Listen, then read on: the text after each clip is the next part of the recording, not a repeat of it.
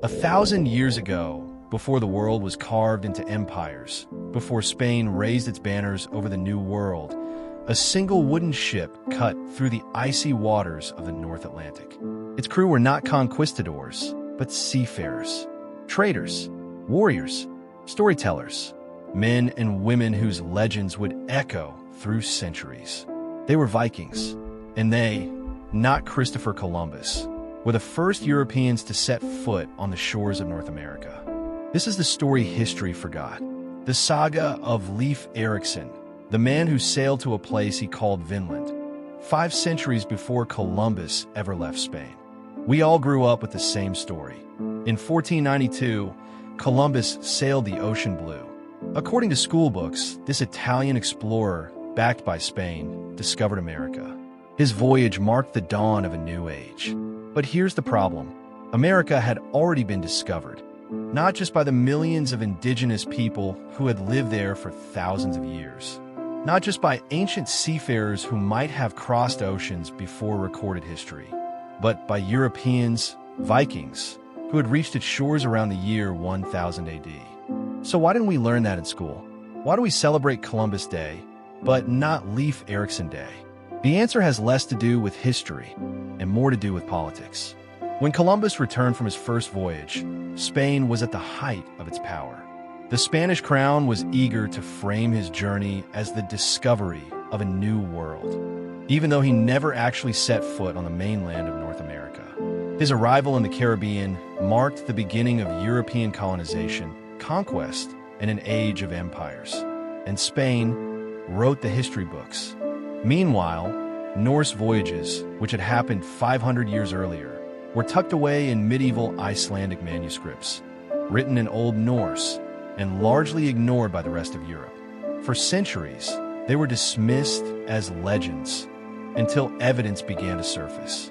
To understand how Vikings reached America, you have to understand their world. These were not aimless raiders, as pop culture sometimes shows. They were master navigators, builders of a longship, a vessel so advanced for its time that it could cross oceans and sail up rivers with equal ease. By the late 900s, the Vikings had spread from Scandinavia to Iceland, the Faroe Islands, and Greenland. Each leap was a stepping stone across the Atlantic. And from Greenland, it was only a matter of time before someone spotted land further west. The story of Viking America comes to us from the Icelandic sagas, part history, part legend, passed down orally before being written in the 13th century. The saga of the Greenlanders tells a man named Bjarni Herjolfsson, who, blown off course, saw strange new lands to the west. He didn't land, but word spread. Years later, Leif Erikson, son of Eric the Red, founder of Greenland's colonies, bought Bjarni's ship and set sail to find those mysterious shores. Guided by the sun, the stars, and their uncanny ability to read waves and bird patterns, Leif and his crew made landfall in 3 distinct places. Helgeland, flat and stony, likely modern-day Baffin Island. Markland, forested and rich with timber, probably Labrador. And finally, Vinland, fertile, warm, and full of wild grapes. Archaeologists now believe Vinland was somewhere in Newfoundland, Canada. And this wasn't just a fleeting visit. The Vikings built houses there. They worked iron. They stayed through at least one winter. The year is around 1000 AD. In the cold harbor of Brattahlid, Greenland, men load barrels of dried fish, iron tools, and casks of fresh water onto a long, narrow ship. The carved dragon's head at the prow stares defiantly toward the open sea. At the center of the deck stands a tall man with sun-bleached hair and a green woolen cloak. This is Leif Erikson, son of the infamous Eric the Red. Today, he will sail into history, though it will take nearly 1,000 years for the world to recognize it. Leif's expedition was no accident. He had heard stories from Bjarni Herjolfsson, who had once been blown off course and glimpsed a strange coast far west of Greenland. Bjarni had not gone ashore, but his tale planted a seed in Leif's mind. Vikings were not strangers to risky journeys. By the time of Leif's voyage, Norse mariners had been navigating the treacherous North Atlantic for over a century. They knew how to read cloud formations that hinted at distant land, follow the flight paths of seabirds, and even use sunstones, crystals that polarized light, to find the sun on cloudy days. Unlike Columbus, who relied on compasses and dead reckoning, Leif's people sailed in an era when navigation was as much art as science, a skill passed from father to son, seared into memory by countless voyages. The first landfall came after days of biting wind and restless seas. As the coastline emerged from the mist, the crew saw a barren, rocky shore stretching endlessly north and south. There were no trees, only low shrubs, and the ground was littered with flat, slate-colored stones. Leif called it Helluland, flat stone land. Modern historians believe this was Baffin Island in present-day Canada. The Vikings stayed only briefly, gathering fresh water and repairing their ship. This was no place for settlement. The land offered little food and no timber for building. They pushed on. Southward they sailed, following the rugged coastline until the bleak rocks gave way to dense, endless forests. Leif named this new place Markland, Forestland. It was likely Labrador. For Greenland settlers, starved of wood, this was treasure. They felled trees and loaded the ship with timber. But Leif was seeking something more, a land that Bjarni had described as warmer, richer, and more welcoming. So again, the dragon-headed ship cut through the waves, hugging the coast, searching. When they reached it, they knew. The air was softer. The land rolled with green hills and fertile valleys. Salmon swam thick in the rivers. And in the meadows, they found wild grapes, a rare luxury in the Viking world. They called it Vinland, Wineland. Scholars now place Vinland in Newfoundland, Canada, near the site known today as L'Anse aux Meadows. But some believe it may have stretched further south, perhaps in Nova Scotia or even New England. Here, Leif ordered his crew to build shelters, small, turf-walled houses with roofs of sod and wood. These are not temporary camps. They were a statement. We are here to stay, at least for a while. The sagas described the Viking camp as a place of abundance. Fish and game were plentiful. The soil was fertile, and the climate, compared to Greenland, was almost mild. For a time, it seemed Vinland could be a permanent outpost of Norse civilization. The crew divided tasks. Some hunted, some explored inland, others worked iron into tools and nails. This was vital. Unlike the native peoples, the Norse had ironworking technology, giving them a significant advantage in building and defense. But in Vinland, they were not alone. One day, strangers appeared. They came in skin-covered boats, paddling silently along the shoreline. Their clothes were of fur and leather, their eyes sharp and watchful. These were the Skrælings, the Viking word for the indigenous peoples they encountered. The first meetings were cautious but peaceful. The two groups traded goods. The Norse offered red cloth. The Skrælings gave animal pelts. But as more encounters followed, tensions rose. The sagas tell of a fateful skirmish. A bull, brought from Greenland, burst from the Norse camp, bellowing and charging. The Skrælings, startled and frightened, retreated, but returned in greater numbers, armed with bows and slings. The Vikings fought fiercely, but they were outnumbered. Thorfinn Karlsefni, a later Norse leader who tried to settle Vinland, eventually decided it was too dangerous to stay. The settlement was abandoned. The Vikings had the ships. They had the skill. They had even found fertile land. But the distance from Greenland was vast, and maintaining a colony across such waters, in the face of hostile relations with local peoples, proved too great a challenge. After just a few years, the Norse withdrew to Greenland, leaving behind only the memory of Vinland in their sagas. For centuries, those stories would be told by firelight, dismissed by the outside world as myths. But time would prove them right. For nearly 1,000 years, the story of Vinland existed only in the sagas of Iceland, half history, half legend. Outside of the Norse world, few believed it.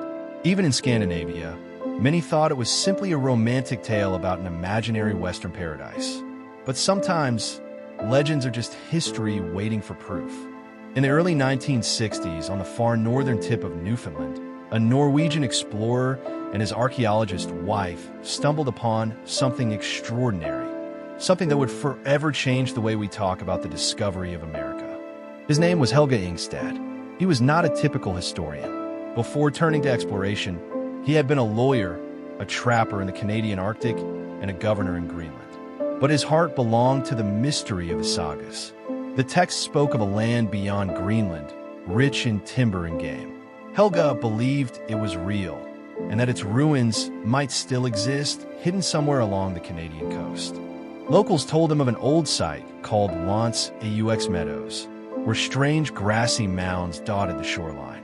Farmers thought they were the remains of ancient native camps. But when Helga and his wife and Stein dug into the earth, they found something far older and unmistakably Norse. Beneath layers of turf lay the remains of 8 timber and sod buildings, longhouses built in the exact style of Viking Greenland. They found iron nails and rivets, the kind used in Norse shipbuilding, along with a spindle whorl for spinning wool and a bronze cloak pin. Radiocarbon dating placed the settlement around 1000 AD, precisely the era of Leif Erikson's voyage. This was not guesswork. This was hard proof. Vikings had been here centuries before Columbus. Archaeologists determined that Lance Aux Meadows was not a permanent town, but a base camp, a staging ground for further exploration southward into Vinland. The buildings were communal halls, workspaces, and storage rooms. There were signs of carpentry, boat repair, and iron smelting, the only confirmed Viking ironworking site in all of North America. This was a frontier outpost on the edge of the known world, and yet it had been forgotten by everyone except the sagas. Why do we not hear of this sooner? Why did it take until the 1960s for the Viking discovery of America to become accepted fact? The answer lies in who controls history. Columbus's voyage came at a time when Spain dominated the seas and wrote much of Europe's official narrative. Columbus's journey fit perfectly into the story of imperial expansion, a story that justified conquests, colonies, and the rewriting of maps. Leif Erikson's journey, by contrast, led to no empire. The Vikings left no lasting colony in America. Their story was a footnote in isolated manuscripts, powerless against the propaganda of kings and courts. In 1978, UNESCO declared Lance Aux Meadows a World Heritage Site. In the United States, October 9th became Leif Erikson Day, though it remains far less celebrated than Columbus Day. In popular culture, the image of the Viking explorer has slowly returned, in books, TV shows, and even school lessons. Yet the deeper truth still struggles to replace the centuries-old myth that the first Europeans to set foot in North America were not Spanish but Norse. New archaeological research suggests that the Vikings may have explored far beyond Newfoundland. Butternuts, which do not grow that far north, were found at Lance Aux Meadows, suggesting expeditions at least as far south as New Brunswick or Nova Scotia. Some theories even suggest voyages reaching New England, though evidence remains elusive. Still, the sagas speak of warmer lands, more fertile soils, and encounters with more populous indigenous groups. History is often told in dates, battles, and artifacts.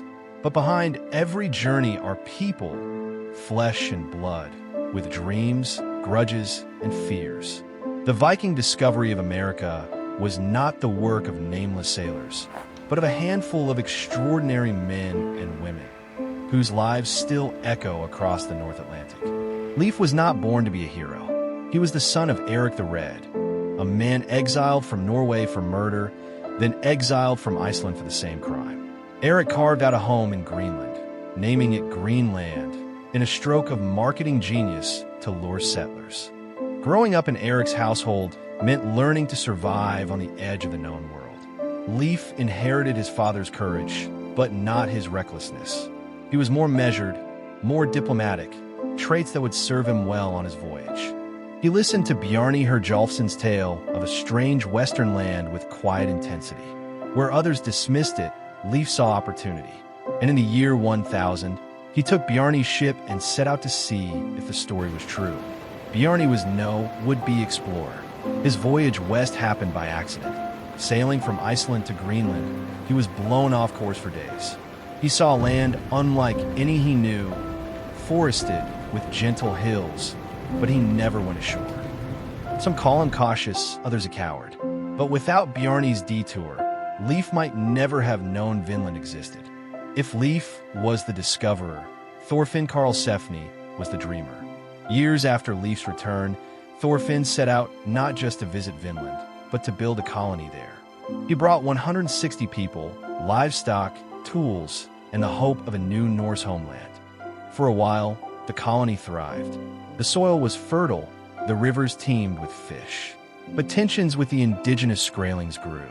Trade soured, skirmishes flared, and Thorfinn made the hard choice to return to Greenland. In his mind, it was not defeat, just bad timing.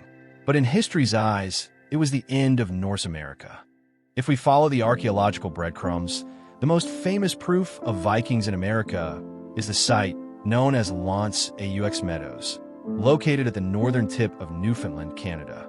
Discovered in 1960 by Helga and Steiningstad. This settlement was like a frozen moment in time. 8 wooden and turf buildings that matched the exact style of Norse architecture from Greenland and Iceland around the year 1000 AD. But here's the important part. Lance aux Meadows wasn't just a random fishing outpost. It was a base camp. Archaeologists found iron nails and rivets from ship repair, spindle whorls for weaving, and even remnants of butternut shells, a tree species that doesn't grow in Newfoundland. This means Vikings traveled further south, possibly in a modern-day New Brunswick or even the New England coast, trading or gathering resources. And then there's the Viking navigation advantage. Norse sailors used something called a sunstone, a crystal that can polarize light, allowing them to locate the sun's position even in heavy fog. Combined with their Norse ships, wide, sturdy cargo vessels, they could cross thousands of kilometers of open ocean without losing their course. Some historians argue that Lance aux Meadows was just the tip of the iceberg, a supply hub for deeper explorations. This raises an electrifying question. Were there other Viking settlements in America that have simply vanished into history? Because here's the thing, organic materials rot, wood collapses, and after 1,000 years, only stone foundations survive. If Vikings ventured south where wood was plentiful, their buildings might have been reclaimed entirely by nature. Long after the last Norse sail vanished over the Atlantic horizon, the echoes of their presence may have lived on, transformed by centuries into something stranger, almost divine. In some coastal Native American legends, there are tales of sea gods or sky visitors who came in shining vessels, bringing strange tools, new knowledge, and sometimes chaos. These beings were often described as tall, light-haired, and clad in shimmering armor. To a Norseman, armor was simply forged iron, but to those who had never seen such a thing, it could have been mistaken for the very skin of supernatural beings. Their ships, with prows carved like dragons and their ability to cut through storms, might have seemed less like human craftsmanship and more like gifts from another realm. There's a haunting symmetry here. In Norse sagas, heroes often sail to lands beyond the known world, encountering giants, gods, and mythical beasts. But to the people of Vinland, perhaps it was the Norse themselves who played that role, the strangers who stepped ashore from the edge of the world. And maybe that's why, in both Norse and native traditions, there are warnings about the visitors from the sea. In the sagas, the Skrælings are fierce defenders of their lands, and the Norse are forced to retreat. In native lore, the sea gods sometimes bring death as well as gifts, and their arrival marks the beginning of great changes. It's possible these stories are no more than coincidence, myths born independently from the human tendency to look outward and imagine what lies beyond the horizon. But if they are memories of real events, then they are proof of something profound. That even the briefest contact between cultures can echo through centuries, blurring the line between history and legend, until all that remains are whispers of gods from the sea.